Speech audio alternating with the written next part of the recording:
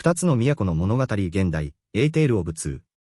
シティーズは、19世紀を代表する英国の作家チャールズ・ディケンズが1859年に発表した歴史小説であり、フランス革命という激動の時代を背景に、倫理、愛、犠牲、復讐、再生という普遍的なテーマを深く掘り下げた文学的傑作である。本作は、ロンドンとパリという二つの都市を舞台に、個人の運命が歴史の大波に飲み込まれていく様を、細部に至るまで緻密に描き出している。物語の冒頭で有名な一節、これは最も良い時代であり、最も悪い時代であったは、その時代の二重性を象徴するものとして、文学史上でも特に引用されるフレーズである。この言葉が示すように、二つの都の物語は、繁栄と貧困、自由と抑圧、希望と絶望が共存する社会の断面を、冷徹でありながらも人間的な眼差しで捉えている。ディケンズは、当時の社会制度に対する鋭い批判を内包しつつ、個人の道徳的決断が歴史の流れにいかに影響を与えるかを描き出すことで、読者に深い倫理的問いを投げかけている。物語の中心人物の一人であるシドニー・カートンは、法廷で弁護士として働く知性を持つ人物だが、自身の才能を無理に過ごす虚無的な存在として登場する。彼は、外見も能力も似ているにもかかわらず、人生の方向性が全く異なる友人チャールズ・ダーニーと対照的に描かれる。ダーニーは、フランス貴族の家系でありながらも、その特権を拒絶してロンドンで静かに暮らしている。彼は民主主義的信念を持ち、血統に縛られることなく新たな人生を歩もうとする理想主義者として描かれる。一方、カートンは才覚があるにもかかわらず、自己否定と無力感にとらわれており、酒に溺れる生活を送っている。しかし、彼の内面には深い人間愛と道徳的自覚が潜んでおり、物語の終盤において、彼が自らの命を捧げることで他者の幸福を守る選択をする瞬間は、文学史上でも最も感動的な犠牲の場面の一つとされている。この物語は、単なる歴史小説にとどまらず、人間の内面における変容の可能性を描いている。カートンの変化は突然ではなく、ルーシー・マネットという若い女性との出会いを通じて徐々に醸成されていく。ルーシーは、父であるドクター・マネットと共にロンドンで暮らしており、彼女の純粋さと慈悲深い性格が、周囲の人々に穏やかな影響を与える。彼女はダーニーと恋に落ち、結婚するが、その関係は単なるロマンスを超えて、再生と和解の象徴となる。ドクター・マネットは、かつてバスティーユ監獄で長年にわたって幽閉されていた人物であり、その経験が彼の精神に深い傷を残している。しかし、娘の愛と支えによって、彼はゆっくりとだが確実に社会復帰を果たす。このように、ディケンズは個人の回復がいかに愛と継続的な関係性によって可能になるかを、静かではあるが力強く描いている。フランス革命という歴史的背景は、物語の緊張感を高めるだけでなく、階級対立、正義の定義、個人と集団の関係といった哲学的問題を浮き彫りにする重要な枠組みである。ディケンズは、革命の正当性を一面的に支持するのではなく、その暴力性と報復の連鎖が新たな抑圧を生み出す危険性を冷静に描いている。特に、エバレール夫人、マドレーヌ・デ・フェージュのキャラクターは、革命の暗い側面を象徴している。彼女は、兄と妹が貴族のスターン・エブレモンド家によって蹂躙され、家族を失った過去を持つ。この悲劇が彼女の心を復讐に燃え立たせ、革命後の裁判においても、ダーニーを含むすべての関係者を断罪しようとする極端な姿勢をとる。彼女の編んでいる毛糸の編み物は、死を運ぶリストを意味しており、革命における個人の悲劇が集団的共振へと変質していく過程を象徴している。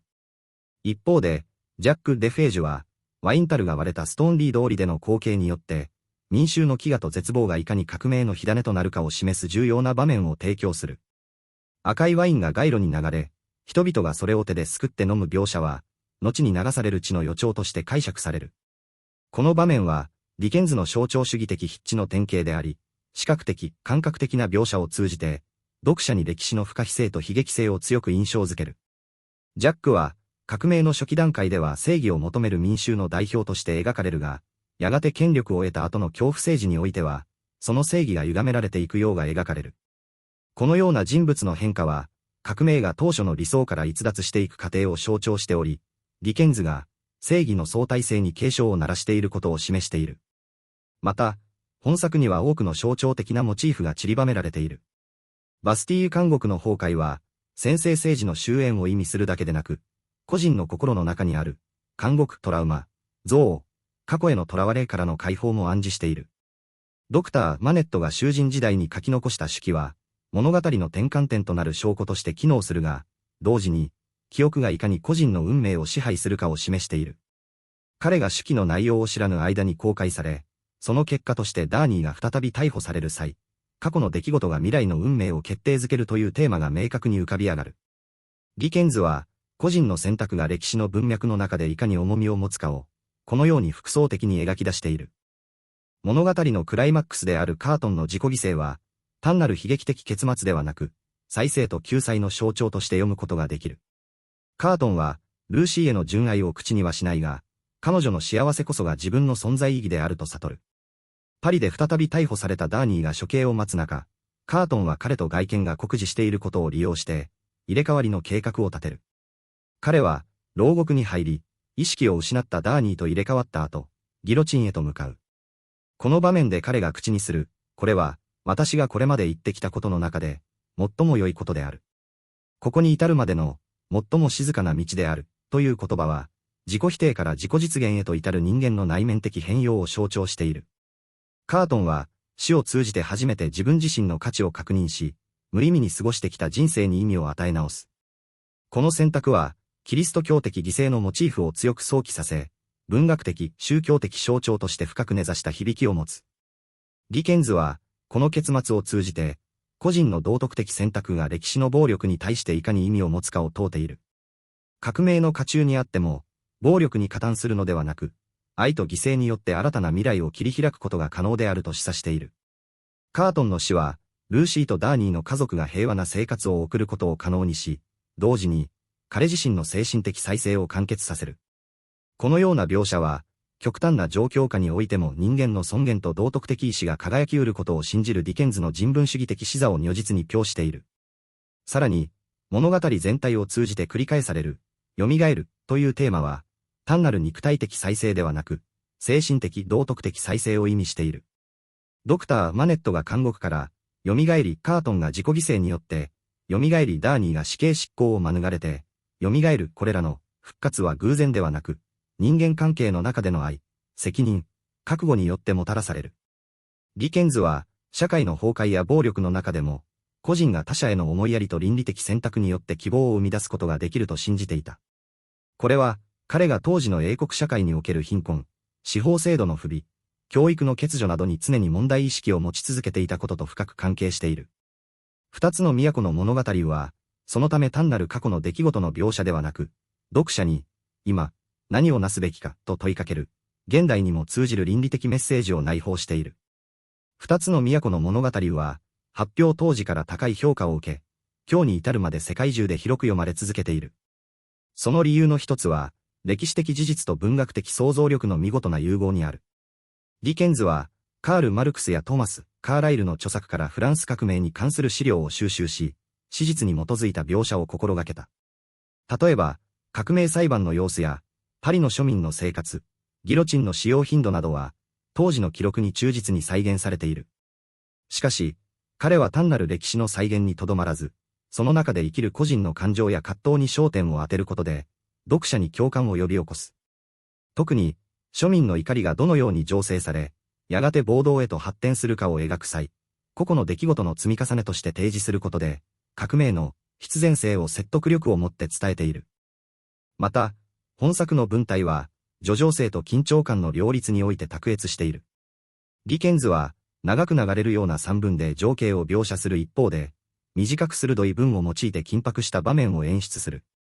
例えば、カートンが牢獄に入る直前の内面的独白は、静かでありながらも圧倒的な感情の重みを持っている。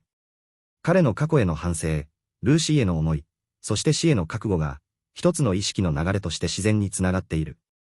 このような心理描写の深さは、ディケンズが当時の心理学的知見にも関心を持っていたことを示唆しており、単なる娯楽小説を超えた文学的価値を本作に与えている。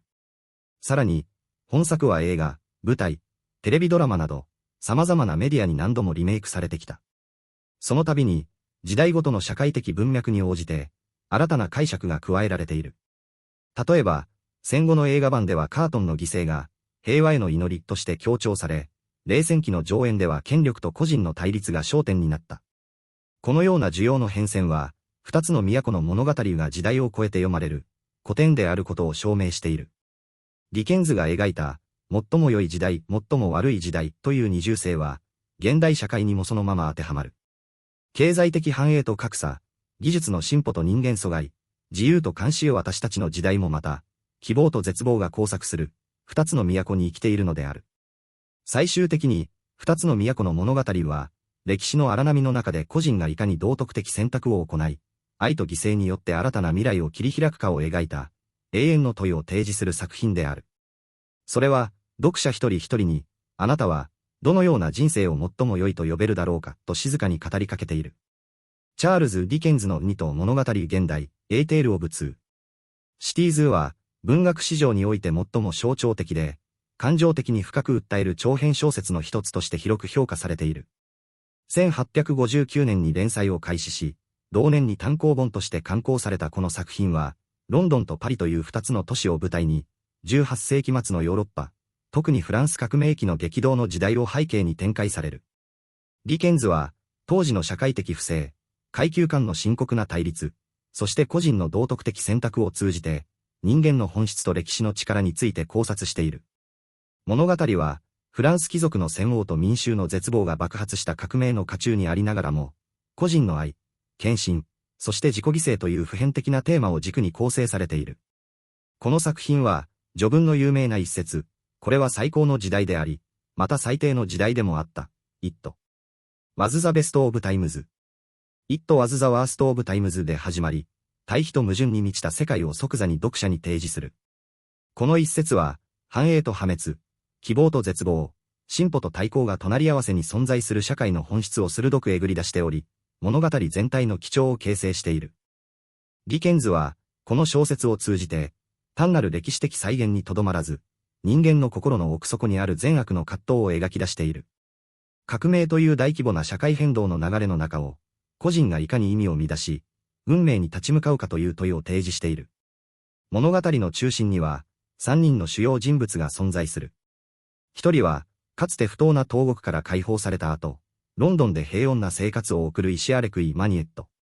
彼はフランスで貴族の残虐行為の犠牲となり、バスティー牢獄に長年幽閉されていた。その過去は彼の精神に深い傷を残しており、感情が高ぶると習慣的に靴を作り始めるという特徴的な行動に現れる。もう一人は、彼の娘であるルーシー・マニエット。彼女は若く、美しく、慈悲深い心の持ち主で、周囲の人々を癒す存在として物語の中核を成している。そして、最後にチャールズ・ダーニー。フランス貴族の血を引く人物であるが、その特権を拒絶し、名前を隠してイギリスで新たな人生を送ろうとする理想主義者である。彼とルーシーの間には愛が芽生え、二人は結婚し、平和な家庭を築くことを夢見る。しかし、彼らの静かな生活は、過去が再び現れることで脅かされる。ダーニーの出自が明らかになると、フランス革命の激しい政治的波紋がイギリスまで届き、彼はパリに召喚され、貴族として裁判にかけられることになる。革命政権下のフランスは、かつての抑圧者に対する復讐の機関と化しており、断頭台は日夜、罪ある者も罪なき者も区別なく処刑していた。ディケンズは、こうした時代の狂気を、リアルな描写と象徴的な比喩を組み合わせることで効果的に表現している。例えば、ワインが道にこぼれ、民衆がそれを素手ですくって飲む場面は、飢餓と貧困が人々を非人間的な状態に陥れていることを示唆している。また、断頭台、ギロチンは、単なる処刑道具を超えて、革命の機械的な正義と、それがもたらす恐怖の象徴として描かれる。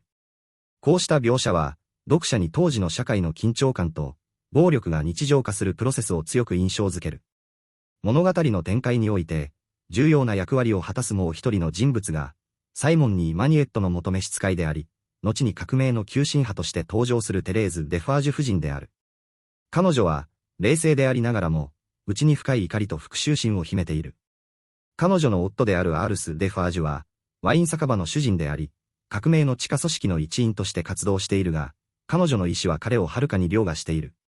テレーズ夫人は、かつてマニエット医師が囚人だったバスティーユ牢獄の隣に住んでいた女性であり、兄、妹、弟という家族を、ダーニーの叔父であるエブレモンド公爵の残忍な行為によって失った過去を持つ。公爵は、弟を殺害し、妹を精神崩壊に追い込み、弟の死後もその遺体を放棄した。この悲劇を知ったマニエット医師は、貴族たちへの告発状を秘密裏に作成するが、その手紙は牢獄の壁に隠され、後に革命の過程で発見されることになる。この手紙が、ダーニーの身の危険を決定的に高める要因となる。テレーズ夫人は、編み物をしながら静かに座っているように見えるが、その編み目には、処刑すべき者の名前が暗号として織り込まれている。彼女は、革命という名のもとに、過去の傷を癒すどころか、それを繰り返し、新たな暴力を正義と称して正当化しようとする。彼女の姿勢は、復讐という感情が、個人の悲劇から社会的狂気へと拡大する過程を象徴している。革命の初期には、抑圧からの解放という理想的な目的があったが、次第にそれは、憎悪と報復の連鎖へと変質していく。ディケンズは、こうした変遷を冷静な筆致で描きながらも、読者に深い疑問を投げかける。正義とは何か？復讐は救済になり得るのか？そして、革命がもたらす変化は、本当に人々の生活を改善するのか？これらの問いは、物語の核心に深く根ざしており、単なるエンターテインメントを超えた哲学的道徳的次元をこの作品に与えている。一方、ダーニーは、自身の出自に苦悩しながらも、道徳的責任を自覚し、フランスに戻って叔父の罪を清算しようとする。彼は、貴族制度そのものに反対し、財産を放棄し、平民として生きることを決意している。この選択は、当時の階級社会において極めて異例であり、彼の人格の高潔さを示している。彼がパリに到着すると、すぐに逮捕され、革命裁判にかけられる。裁判の過程では、マニエット医師の過去の手紙が証拠として提示され、ダーニーの出自が公にされる。これにより、彼は、貴族の末裔として断頭台送りになる運命に見える。しかし、ここに物語のもう一つの主要人物であるサイドニー・カートンの存在が介入する。カートンは、ロンドンの弁護士で、ダーニーとは外見が酷似しているが、人生には自暴自棄な態度をとっている。彼は自分に価値がないと感じており、酒に溺れて日々を過ごしている。しかし、彼の内面には、ルーシーへの深い、しかし叶わぬ愛が確かに存在している。サイドニー・カートンは、物語の中で最も複雑で、感情的に深みのあるキャラクターの一人である。彼は、ダーニーと似た外見を持つ者の、性格や人生の選択は正反対である。カートンは知的で弁舌爽やかだが、自己価値を認めることができず、人生を無意味なものとして受け止めている。彼はルーシーに初めて会った時、私は何の価値もない男ですが、あなたが幸せであるなら、その幸せのために何かを犠牲にしてもいいと思っています、と告白する。この言葉は、彼の内面の高潔さと、自己否定の狭間にある苦悩を象徴している。彼の存在は、外見の価値ではなく、内面の選択によって人間の本質が定義されるというテーマを体現している。ダーニーがパリで投獄された後、カートンはロンドンから彼を助け出そうとパリへ向かう。彼は、かつての同僚である弁護士バールスとの協力を得て、獄中の状況を把握する。そして、ついに、自分とダーニーの外見の類似性を利用して、囚人の身代わりになる計画を立てる。この計画は、極めて危険であり、成功すれば自分が断頭台に立つことになる。しかし、カートンにとっては、これが人生で初めて、自分の存在に意味を与える行動となる。彼は、ルーシーへの愛を、自己犠牲という形で昇華させる。彼は獄中のダーニーと入れ替わり、彼が家族の元に帰れるようにし、自分は処刑される運命を選ぶ。この決定は、単なるロマンスの延長ではなく、個人の道徳的覚醒と、人間の尊厳の回復という大きなテーマをはらんでいる。カートンの最後の場面は、文学史上でも特に感動的なシーンとして記憶されている。彼が処刑台に向かう際の内面の独白は、絶望ではなく、希望に満ちている。これは私のしたことよりも、はるかに良いことだ。これまで全てよりも、はるかに良い場所へ行くのだ、という言葉は、彼が自己の無価値観を乗り越え、普遍的な善に参加する瞬間を表している。彼の死は、無意味な暴力の連鎖に対して、静かだが確かな抵抗として描かれる。ディケンズは、ここでキリスト教的なイメージを巧みに用いている。カートンの犠牲は、イエス・キリストの十字架上の死に類比される。無実の者が罪人の身代わりとなるという構造は、救済と再生の象徴として機能している。彼の死後、物語は、ルーシーとダーニーの家庭が平和に続く未来を予示するが、その平和は、カートンの犠牲の上に成り立っている。この小説の結末は、悲劇と希望が交差する形で締めくくられる。革命の狂気は、やがて自らを破壊する方向に進み、テレーズ夫人でさえも、自分の復讐の連鎖に飲み込まれて死んでいく。彼女がかつて編み上げた名簿のせいで、誤って処刑された者たちの遺族が彼女を告発し、彼女自身がギロチンの刃にかかるのである。これは、復讐の連鎖がいかに自己破壊的であるかを示す象徴的な結末である。一方で、カートンの犠牲は、未来への希望を残す。ディケンズは、歴史の暴力と個人の道徳的選択という二つの流れを対比させながら、それでもなお、愛と犠牲を通じて人間は救われる可能性があると訴えている。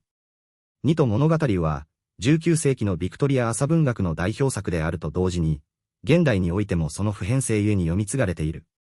ディケンズは、この作品で歴史小説というジャンルに新たな深みを吹き込んだ。単に過去の出来事を描写するのではなく、その時代の空気、人々の感情、社会の構造を詳細に再現することで、読者を18世紀末のヨーロッパへと誘う。彼は、新聞記事や歴史書、証言記録などを丹念に調査し、物語のリアリズムを高めている。特に、バスティーユ襲撃や、革命裁判の様子、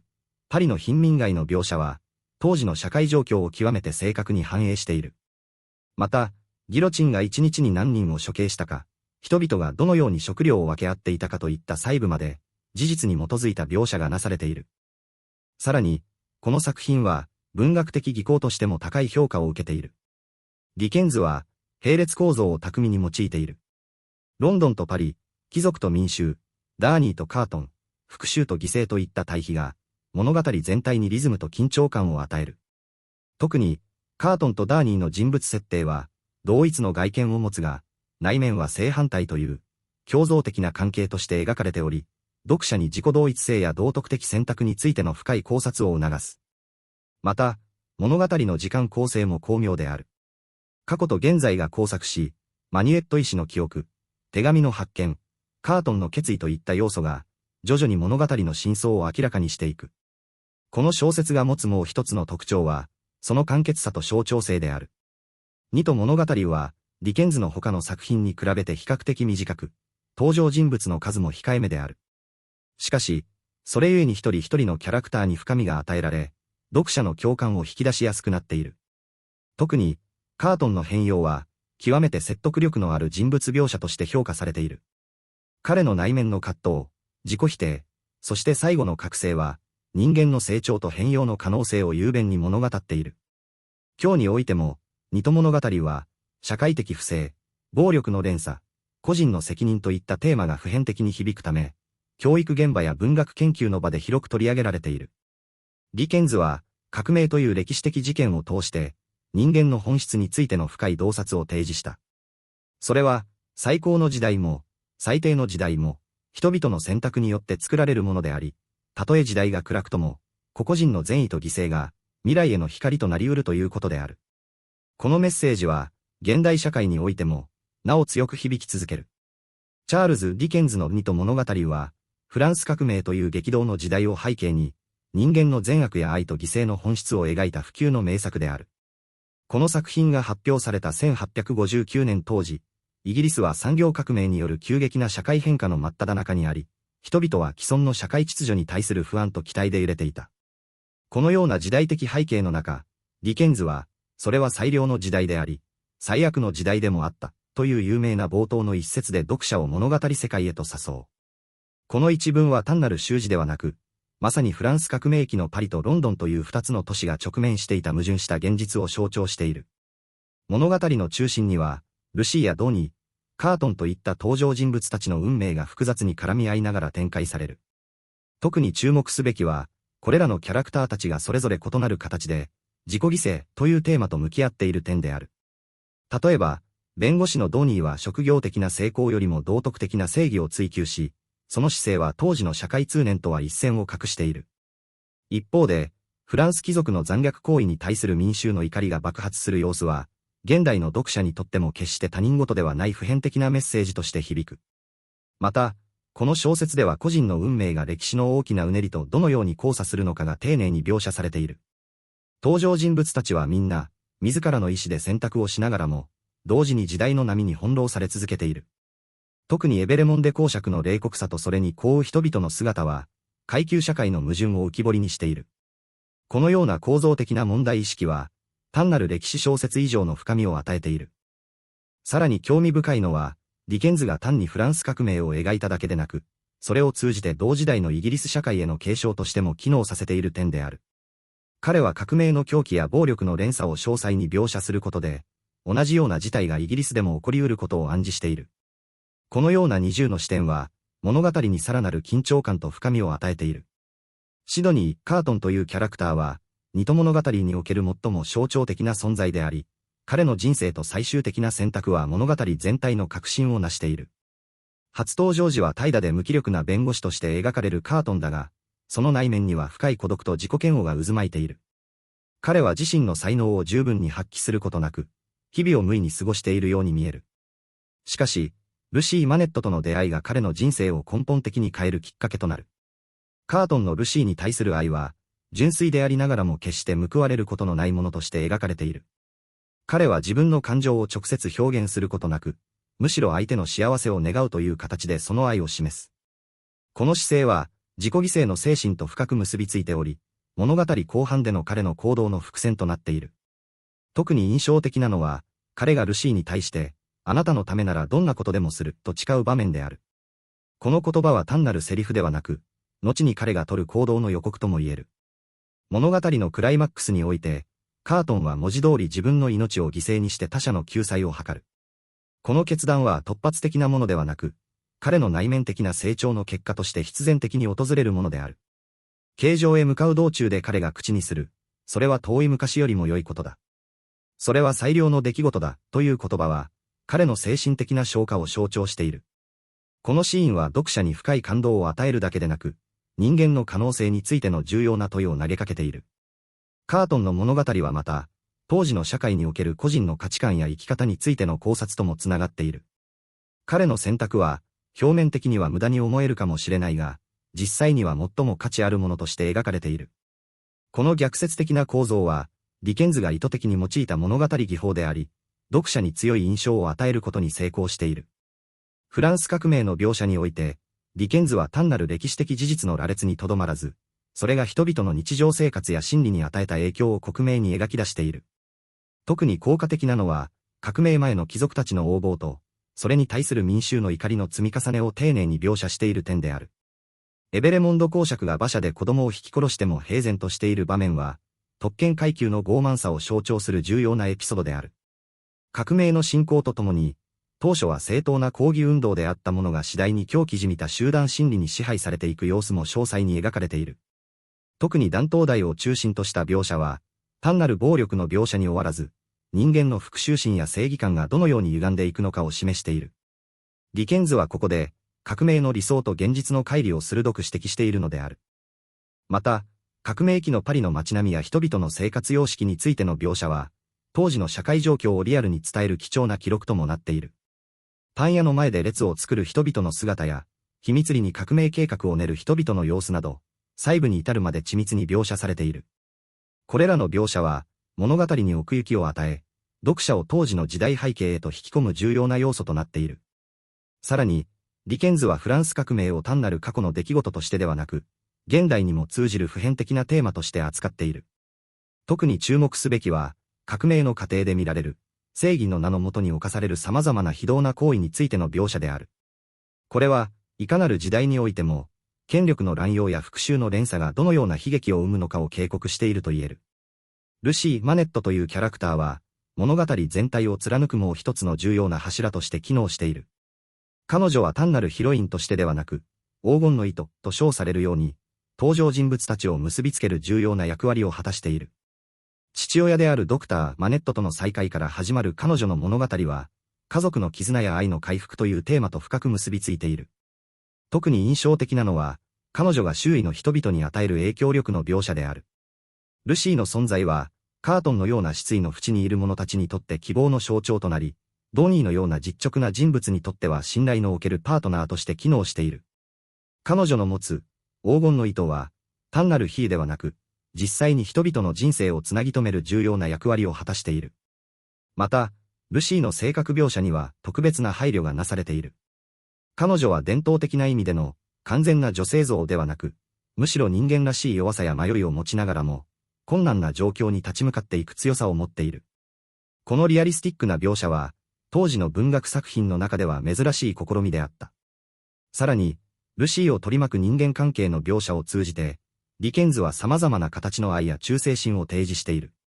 彼女をめぐる登場人物たちの思いや行動は、それぞれ異なる形で、愛というテーマを体現しており、これが物語全体の深みを増している。特に、彼女がオット・ドーニーのために取る行動や、カートンに対する態度などは、人間関係の複雑さを巧みに表現している。2と物語における愛と犠牲のテーマは、単なる感情的な要素にとどまらず、より深い哲学的な考察とも結びついている。ディケンズは、個人の犠牲がどのようにして他者の救済につながるのか、そしてそれが社会全体にどのような影響を与えるのかを慎重に描写している。特に興味深いのは、犠牲という行為が必ずしも英雄的なものとして描かれていない点である。例えば、ドクター・マネットの過去のトラウマとその克服の過程は、個人の苦しみと再生の物語として重要な位置を占めている。彼が長い間監禁されていたバストイー牢獄での経験は、単なる悲劇としてではなく、その後の人生における重要な転機として描かれている。この描写は、苦難が必ずしも破滅を意味するわけではないことを示唆している。また、物語全体を通じて描かれる、復讐と許しの対比も重要なテーマである。特にマダム・デファージュの復讐心と、それに対するルシーやドーニーの態度の違いは、この対比を際立たせている。ディケンズはここで、復讐の連鎖がどのようにして新たな悲劇を生むのかを鮮明に描き出している。さらに、この作品では、新しい命というモチーフが随所に現れる。これは単なる生物学的な意味での神聖だけでなく、精神的な再生や社会的な変革をも含んでいる。特に物語の終盤における新しい世代の誕生は、希望と未来への期待を象徴している。このような多層的なテーマの展開が、この作品を単なる歴史小説以上の深みを持つものにしているのである。チャールズ・ディケンズが1859年に発表したニト物語、エーテール・オブ・ツー。シティーズは、イギリス文学史において最も象徴的な作品の一つとして、今なお世界中で読み継がれている。この小説は、ロンドンとパリという二つの都市を舞台に、18世紀末のヨーロッパが直面していた政治的、社会的緊張を背景に、個人の運命と歴史の本流が交差する様を描き出す。物語の冒頭は、これは最も良い時代であり、また最も悪い時代でもあった、という、文学史上でも特に著名な一文で始まる。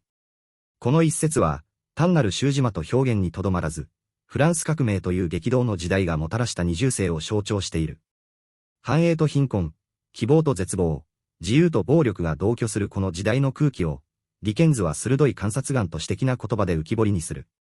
彼は、社会の矛盾を単に叙述するのではなく、登場人物たちの個人的な苦悩と結びつけることで、読者に歴史の重みを生々しく伝える。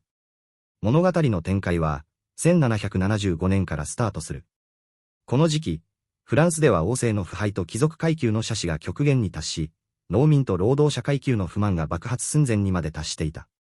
一方、イギリスは相対的に安定した体制を維持しつつも、階級間の格差や社会的不公正が根深い問題として存在していた。ディケンズは、この二つの国を対比的に描写することで、時代全体の矛盾を浮き彫りにする。ロンドンは秩序ある街並みと法律制度を備えているが、貧民街には暗い影が忍び寄り、司法制度にも不正が存在する。パリは華やかな表層の下に、抑圧された人々の怒りが渦巻いている。特にバスティーユ監獄の襲撃や、貴族たちに対する群衆の復讐劇は、正義と報復の境界が曖昧になる瞬間として、物語の緊張を高める。ディケンズは歴史的事実を丹念に調査し、小説に反映させることで、虚構の中に現実の重厚さを宿している。主人公の一人、イシェ・アレクサンドル・マネットは、そのような時代の象徴的な存在である。彼は若き日に、ある貴族家の陰惨な犯罪を目撃したために、バスティーユ監獄に18年間も幽閉される。牢獄生活の中で彼は精神を病み、名前を失い、靴を作り続けるという儀式的な行動に陥る。この描写は、当時の政治的抑圧が個人の心に与える深遠な傷を象徴している。彼が解放された後も、過去のトラウマは彼の言動に影を落とし続ける。しかし、彼の娘ルーシーの献身的な愛と支えによって、徐々に自我を取り戻していく過程は、人間の回復力と愛の力を強調する。ルーシーは、外見的にも内面的にも純粋さの象徴として描かれる。彼女は争いを避け、周囲の人々を癒す存在であり、物語の道徳的中心点となっている。彼女の存在は、混乱の時代にあっても、人間性の尊さが失われていないことを示唆している。もう一人の主要人物であるチャールズ・ダーニーは、フランス貴族の出自でありながら、その特権を拒絶し、イギリスで名前を変えて平穏な生活を送っている。彼は先祖が犯した罪に責任を感じ、貴族制度への批判的立場を取る。彼とルーシーの結婚は、階級の壁を越えた和解の象徴として描写される。しかし、フランス革命の激化とともに、彼は過去の出自のために再び巻き込まれていく。パリに身を投じた彼は、革命裁判において不当な罪で起訴され、死刑の危機にさらされる。この展開は、個人の選択が歴史の流れの中でいかに無力かを浮き彫りにする。ダーニーの運命は、革命という大義の名のもとに個人が犠牲にされる構造を象徴している。ディケンズは、革命の正当性を否定するわけではないが、その暴力性と非常さに警鐘を鳴らしている。革命は抑圧からの解放を目指すものであるべきだが、反対に新たな抑圧を生み出す危険性をはらんでいる。このジレンマが、物語全体の主題を深めている。物語における対照的な人物像の一つとして、サイモンニー夫人、マドレーヌ・デファージュの存在が極めて重要である。彼女は、革命派のリーダー格として、冷静で意志の強い女性として描かれる。しかし、その裏には深い個人的悲劇が隠されている。彼女とその家族は、ストンフォスカという貴族にひどい仕打ちを受け、兄と妹を失っている。この出来事は、彼女の心に復讐の炎を燃え上がらせ、革命の名のもとに貴族全体への報復を求める動機となっている。彼女が系統を編みながら毎日リストを作成する描写は、革命の機械的な殺戮を象徴している。糸を編むという一見平和な行為が、実は死刑台へとつながる名簿作りであるという逆説は、ディケンズの鋭い社会批評を示している。彼女は、正義を求めるものでありながら、正義の名のもとに無実のものをも裁こうとする。この葛藤は、革命の道徳的曖昧さを端的に表している。サイモンニー夫人と対をなすのが、シドニー・カートンという人物である。彼は法廷でダーニーの弁護を担当するイギリスの弁護士だが、自己否定的で自堕落な生活を送っている。才能はあるが、人生に目的を見出せず、酒に溺れる。彼はルーシーに深い恋心を抱くが、自分には彼女にふさわしくないと感じ、その感情を胸の奥に閉じ込める。カートンの性格は、当時の知識人階級の危機を象徴している。知性はあるが、社会的な役割や個人の価値を見出せない。しかし、物語の終盤において、彼は驚くべき変容を遂げる。ダーニーが死刑宣告を受けた際、カートンは自ら彼と身代わりになり、ギロチンの刃の下に立つことを選ぶ。この行動は、自己犠牲の極致であり、同時に彼自身の人生に意味を与える瞬間でもある。彼の最後の独白は、最も大切なことは、自分が愛する者のために命を捧げることである、というもので、キリスト教的な救済のイメージを喚起する。カートンの死は、無意味に思えた人生が、一点の行為によって永遠の価値を持つようになる瞬間として描かれる。ディケンズは、カートンの変容を通じて、人間の内面的再生の可能性を示している。彼は決して英雄的な人物として描かれていない。むしろ、欠陥だらけの、傷ついた人間である。しかし、そのような人物が、瞬間的な決断によって崇高な行為を成し遂げる。これは、どんな人間にも救いの可能性があるというメッセージを伝えている。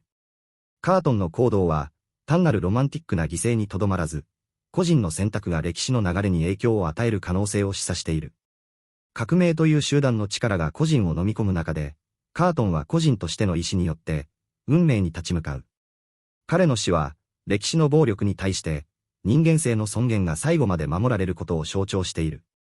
物語の結末は、カートンの内面の声によって締めくくられるが、そこには悲しみとともに、未来への希望が込められている。彼は、私は今、これまでよりもはるかに良い行いをしている。これまでよりもはるかに静かな眠りにつくと語る。この言葉は、自己犠牲がもたらす精神的安らぎと、再生の意味を静かに語っている。ディケンズは、二と物語を通じて、歴史の記述に新たな視点をもたらした。従来の歴史小説が英雄や指導者に焦点を当てるのに対し、ディケンズは一般の人々、特に女性や社会的弱者の視点を重視している。ルーシーやサイモンニー夫人のような女性キャラクターは、単なる補助的存在ではなく、物語の展開に決定的な影響を与える。ルーシーは愛と癒しの象徴であり、サイモンニー夫人は復讐と正義の化身である。この二つの極端な女性像の対比は、革命がもたらす二面性を象徴している。また、マネット夫人のように、物語の前半では姿を見せないながらも、過去の悲劇の中心にいる女性たちの存在も重要である。ディケンズは、歴史の陰で傷つき、声を失った人々の物語を語ることで、主流の歴史叙述に異議を唱えている。さらに、物語の構成自体が非常に計算されたものである。ディケンズは、時間軸を巧みに折り重ね、過去と現在を行き来させることで、登場人物たちの行動の動機を段階的に明らかにしていく。例えば、マネット医師がバスティーユで書いた手紙は、物語の終盤までその内容が明かされず、読者に謎を抱かせる。この手紙が最終的に公開され、ラーニーの家族が犯した罪が暴露される瞬間は、物語のクライマックスの一つとなる。この手法により、ディケンズは単なるアクション描写にとどまらず、心理的道徳的な緊張を高めている。また、繰り返されるモチーフ例えば、靴作りや糸を編むことは、登場人物の精神状態や運命と深く結びついている。これらの行為は、創傷の象徴であり、時間の経過とともに癒されたり、あるいは硬化したりする人間の心を表している。ニト物語は、出版当時から高い評価を受けた。その理由の一つは、ディケンズが歴史的事実を忠実に再現しようとした姿勢にある。彼は、フランス革命に関する多数の文献を精査し、当時の服装、習慣、言語、司法制度などを詳細に描写している。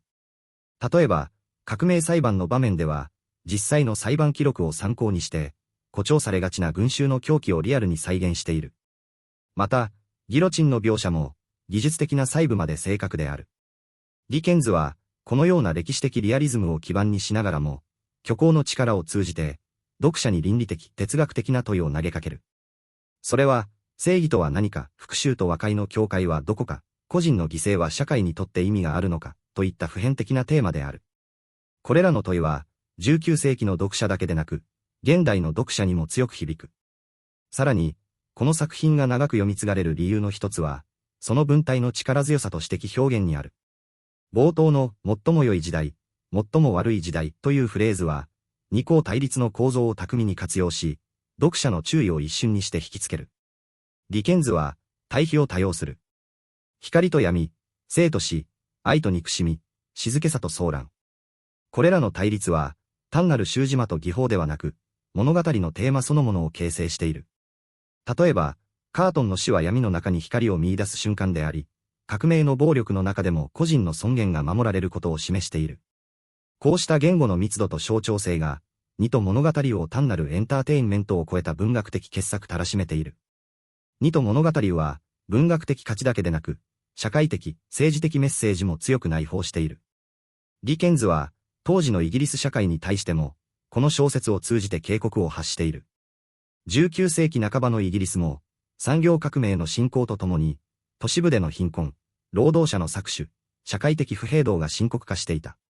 ディケンズは、フランス革命が貴族と民衆の断絶から生まれたことを想起させることで、もしこのまま社会的不正が続けば、イギリスでも同様の暴動が起きかねないという警告を発している。彼は、革命を単に過去の出来事として描くのではなく、現在への鏡として提示している。この視点は、歴史小説というジャンルの限界を超え、社会批評としての力を獲得している。また、ディケンズは宗教的テーマを静かに織り込んでいる。カートンの犠牲は、キリストの十字架の死になぞらえられる。彼は無実のものであり、他人のために自らを捧げる。この行為は、贖罪と再生のイメージを強く喚起する。しかし、ディケンズは直接的に宗教的布教を行うわけではなく、その象徴性を通じて、人間の内面的変容の可能性を描いている。信仰よりも、行動が重要であるというメッセージが込められている。カートンは信仰告白をするわけではないが、彼の選択がもたらす意味は、宗教的な救済に通じるものがある。最終的に、ニト物語は、混迷の時代における人間の尊厳と愛の力を信じる作品である。暴力と憎悪が支配する世界の中で、個人の誠実な行動が、未来への希望の主となることを示している。ディケンズは、歴史の流れが個人を無力にするとしても、それでもなお、人間は高貴な選択ができると信じていた。その信念が、この作品の深みと持続的な魅力の根源である。今日においても、社会的対立や政治的極端化が進行する世界情勢の中、ニト物語は私たちに静かに問いかけ続ける。私たちは、最も良い時代を生きられるのか、それとも最も悪い時代に飲み込まれるのか。その答えは、個々の選択の中にこそあるのだと。チャールズ・ディケンズが1859年に発表したニト物語、エーテール・オブ・ツー。シティーズは、イギリスとフランスという二つの都市を舞台に、18世紀後半のヨーロッパを揺るがした歴史的大動乱、フランス革命の渦中に置かれた人々の運命を描いた叙事詩的長編小説である。この作品はディケンズの代表作の一つとして広く知られ、文学史上でも特に高い評価を受けている。物語の冒頭、それは最も良い時代であり、最も悪い時代であった、という名文句は、矛盾に満ちた当時の社会状況を象徴しており、読者を即座に18世紀末の緊張感漂うヨーロッパの空気へと導き入れる。ロンドンとパリという二つの都市が対比的に描かれ、それぞれが異なる政治的、社会的構造を持ちながらも、人々の苦悩や希望、復讐心や献身が交錯する舞台となる。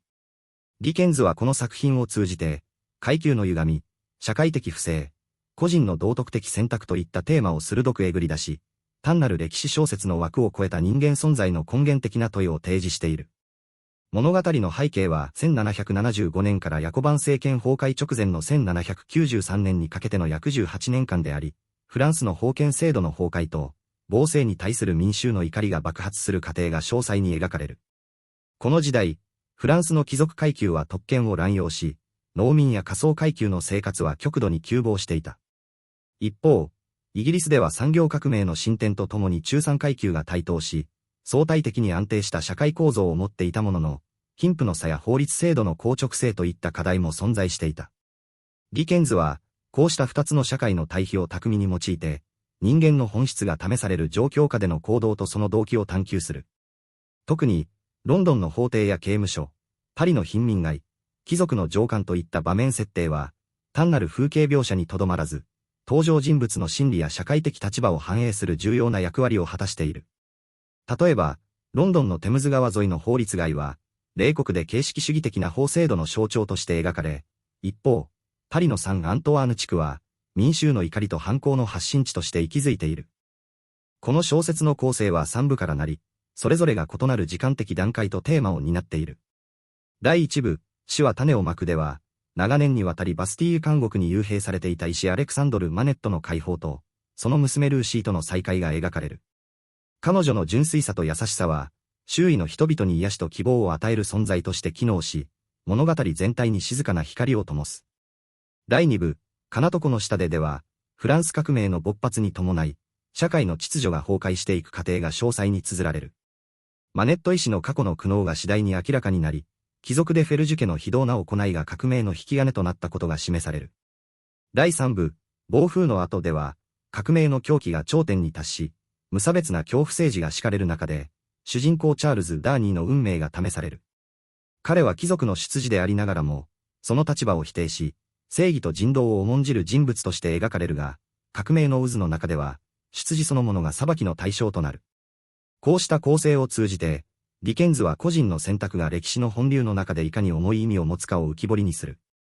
ディケンズは、ニト物語において、登場人物たちを象徴的な存在として巧みに配置し、彼らを通じて社会の矛盾と人間の複雑さを描き出している。まず、ルーシー・マネットは、光と希望の象徴として、物語全体に温かみと道徳的基盤を提供する。彼女の存在は、暴力や復讐に支配された世界の中で、人間性の尊厳を守るための精神的支柱となる。彼女は発言こそ少ないが、その行動と眼差しが周囲の人々に深い影響を与える。父のマネット医師が長年の監禁生活により精神的に崩壊していたにもかかわらず、ルーシーの献身的な看護と愛情によって、彼は徐々に回復していく。この描写は、単なる家族愛の物語にとどまらず、人間の回復力と愛の力がいかに強大であるかを示している。一方、サイモン・テリーという人物は、ルーシーの愛を静かに見守る存在として登場する。彼は法廷の傍聴人として物語に現れ、後にロンドンの法律事務所に勤めるが、その外見は貧相で、精神的には自己否定に近いほどの謙遜さを持っている。しかし、彼の内面には、極めて高い道徳性と自己犠牲の精神が宿っている。テリーは、ルーシーがダーニーと結婚することを知りながらも、その幸福を願い、黙って支え続ける。この人物の存在が、物語の後半で決定的な転機をもたらす。彼はダーニーと外見が酷似しているという偶然を利用し、革命裁判で死刑を宣告されたダーニーの身代わりとなって処刑台に立つ。その最後の独白、これは、私がこれまでの人生で言ったことの中で、最も良いことだは、物語のテーマを象徴するなセリフとして、読者の心に深く刻まれる。テリーの行動は、単なるロマンスの延長ではなく、個人の倫理的選択が歴史の暴力に対していかに意味を持つかを問うている。対照的に、テリーの双子のように見えるが全く異なる価値観を持つ人物が、ジャービス・ロジャースである。彼はユーモアと皮肉を武器に、社会の虚偽を鋭くつく弁護士だが、初期の段階では自己中心的で、人生に深い意味を見出していない。しかし、ルーシーの純粋さや、マネット一家との関わりを通じて、彼の内面は徐々に変化していく。彼はダーニーの裁判で弁護を担当し、法廷での雄弁さで一時的に無罪を勝ち取るが、後にフランスへ渡り、革命の狂気の中で友人を守ろうとする。彼の変容は、人間が環境や他者との関係によっていかに成長し得るかを示す重要なテーマである。また、マネット医師の過去も、物語の核心をなす。彼は若い頃、デフェルジュ公爵の弟たちによって、無実の罪でバスティーユに幽閉される。その間、彼は手紙を書き続け、後にそれが革命裁判での証拠となり、逆にダーニーの危機を招くことになる。この皮肉めいた展開は、過去の傷が未来にいかに影を落とすかを象徴している。さらに、革命側の代表として描かれるトゥレーズ・デフェルジュ夫人は、復讐の化身とも言うべき人物である。彼女は貴族階級に蹂躙された民衆の怒りを体現しており、冷静で計算高く、感情を表に出さない。彼女の編み物は、単なる日常の行為ではなく、処刑されるべき人々の名前を記録する、死のリストとして機能する。彼女の行動原理は、正義ではなく、過去の被害に対する清算である。彼女はダーニー一家だけでなく、ルーシーまでも抹殺しようとし、復讐心が人間をいかに非常な存在に変えるかを極端な形で示している。ディケンズは、革命の正義性を全面的に支持するのではなく、その狂気と暴力の側面にも光を当てることで、歴史の複雑さを浮き彫りにする。こうした人物たちの対比と相互作用が、二と物語の叙事を豊かで深みのあるものにしている。二と物語は、単なる歴史小説やロマンスの枠を超え、人間の本質と社会のあり方についての哲学的考察を含んでいる。ディケンズは、フランス革命という劇的な出来事を通じて、正義とは何か、復讐と許しの境界線はどこか、個人の犠牲は社会に何をもたらすのか、といった普遍的な問いを読者に投げかける。革命はもともと抑圧された民衆による解放運動として始まったが、物語が進むにつれて、それは単なる報復と恐怖政治へと変質していく。ギロチンが次々と刃を振り下ろす場面は、正義の儀式ではなく、集団的ヒステリーの象徴として描かれる。ディケンズは、こうした狂気に対して冷徹な視線を向けつつも、その背景にある社会的不正に対しては理解を示している。貴族の傲慢さや、法律による庇護の不均衡、貧困層の絶望、これらが革命の土台を形成したことは、物語の中で繰り返し強調される。特に注目すべきは、ディケンズが革命を単一の視点で描いていない点である。彼は、貴族の非道さを描く一方で、革命側の暴力にも批判的な目を向ける。例えば、デフェルジュ夫人の行動は、民衆の怒りの正当性を象徴するが、彼女がルーシーの幼い娘まで標的にすることには、正義の名のもとに行われる虐殺の非道さが浮き彫りになる。ディケンズは、権力の腐敗だけでなく、非抑圧者が権力を握った時の腐敗にも警鐘を鳴らしている。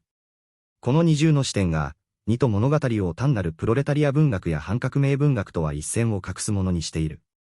彼が描くのは、善と悪の単純な二分法ではなく、人間が置かれる状況の複雑さと、その中での道徳的選択の難しさである。また、物語の終盤におけるサイモン・テリーの自己犠牲は、このテーマの頂点として位置づけられる。彼は、ルーシーとその家族の未来を守るために、自らの命を捧げる。これは、愛と献身が暴力と復讐に打ち勝つ可能性を示唆している。ディケンズは、歴史の流れが暴力で満ちている中でも、個人の道徳的行為が意味を持つと信じているようだ。テリーの死は悲劇であるが、その中に希望の兆しが宿っている。彼の最後の言葉は、個人の行動がいかに未来を変える可能性を持っているかを語っている。このような結末は、ディケンズが持つ人間に対する深い信頼と、道徳的再生の可能性への希望を反映している。さらに、物語全体を通じて繰り返されるモチーフとして、最短や回復といったテーマがある。マネット医師の精神的再生、ルーシーによる家族の再統合、テリーによる自己の意味の再発見、これらはすべて、破壊の後に再生があるというメッセージを伝えている。ディケンズは、革命という破壊の時代の中でさえ、人間の内面に潜む回復力に着目する。彼は、歴史の暴力が個人の運命を翻弄する中でも、愛や正義、自己犠牲といった価値が消えることはないと示すことで、読者に静かな勇気を与える。こうした哲学的深みこそが、二と物語が今日まで読み継がれるゆえんである。単なる時代小説ではなく、人間存在の根源に迫る文学作品として、その価値は時間とともに色あせることなく、むしろ深まっていく。